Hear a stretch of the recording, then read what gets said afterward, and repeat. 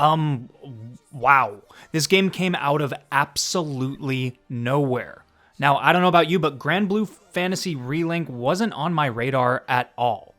It's a JRPG with development history linking it to Platinum Games, but with Final Fantasy VII Rebirth just around the corner and Infinite Wealth just arriving, this game came out of left field and absolutely stunned me. Yes, there are definitely JRPG tropes here in the story and in the delivery of said story, but the characters in your party are unique and fun.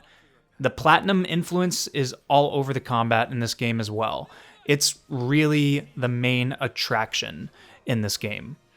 It's snappy, responsive, and innovative for a number of reasons.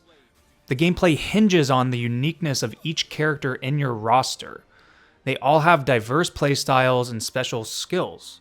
For example, you can take on a simple sword-wielding hack-and-slash warrior, or you can completely change it up with a ranged mage that has third-person shooting mechanics. It's truly up to you.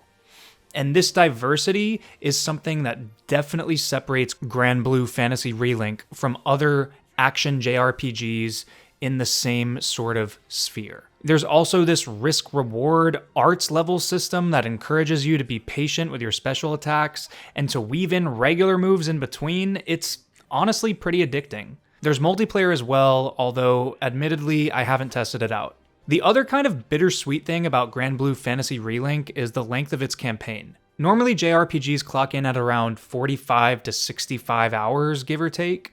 This game, on the other hand, has an average completion time of about 20 hours.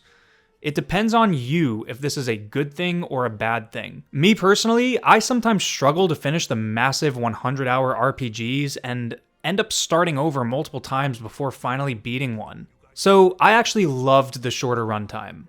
This could make the game a little more pricey when we're talking about overall cost per hour, as it still is a $60 game. That being said, I believed it was worth the price tag, but this is just something to be aware of going in. Fantasy Relink is part of the long-standing Granblue franchise, but it is safe to say that the IP has never taken on something of this magnitude.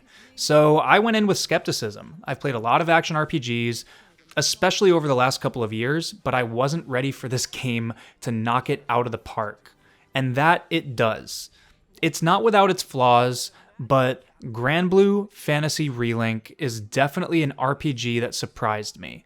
I'm not saying it's better than the new Yakuza game, and I certainly don't think it's going to come close to Final Fantasy VII Rebirth, but Granblue Fantasy Relink is a complete surprise for February. What a great start this month is off to already.